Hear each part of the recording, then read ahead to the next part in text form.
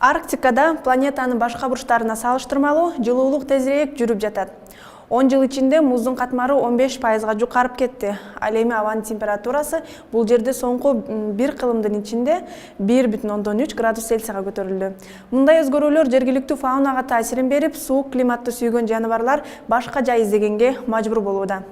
Бул дүйнөдөгү аба ырайына байланыштуу кыстырма маалымат болду. Арктиканы кое туруп, Борбор Азиядагы климат өзгөрүүсүнө кайрылсак.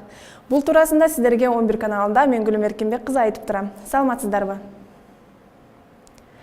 Атлантикадан чыккан циклон жүрүп отуруп Европа аркылуу Орусиянын түштүгүнө жетти. Ал тургай бул циклон Борбор Азия өлкөлөрүнө да кирип келди. Бул себептүү эртең Борбор Азия аймагында жаан-чачындуу болот. Кытайдын Ак Суу жана Үрүмчү шаарлары бизге жакын жайгашканы менен жаандуу циклон ал жерге жетпейт. Бул шаарларда күн ачык болгону менен суук сакталат. Астана шаарында бул циклон карды алып келди. Эске салсак, Казакстандын борборунда кар бир жумадан бери токтой элек. Алматы шаарында буга салыштырмалуу кар сейрек жаап жатат.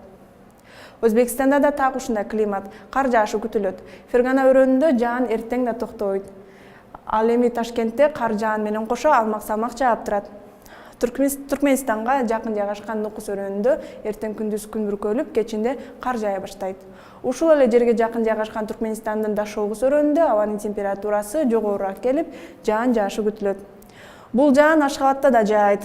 Тажикстанда кыш өз ордун эми ээлей баштады десек болот. Жылуу аба ырайы буга чейин жаан менен коштолуп турса, эми көпчүлүк аймактарына кар түшүп, абанын температурасы төмөндөй баштайт.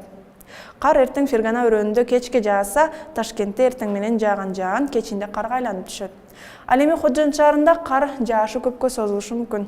Кыргызстанда дем алыш күндөрү көпчүлүк аймактарда кар жаашы, айрым жерлерде кар катуу жаашы күтүлөт. Жолдор тоңголок, тайгак болушу жана тоолуу райондордо кар күткүсү күтүлөт. Батыштан соккон шамалдын ылдамдыгы секундасына 4-9 метрден, кээ бир райондордо 18-23 метрге чейин жетет. Алдыда бизди суук күндөр күтөт, ошон үчүн жылуу кийингенди унутпаңыздар. Дем алыш күнүңүздөр көңүлдүү өтсүн. Көрүшкөнчө сак болуңуздар.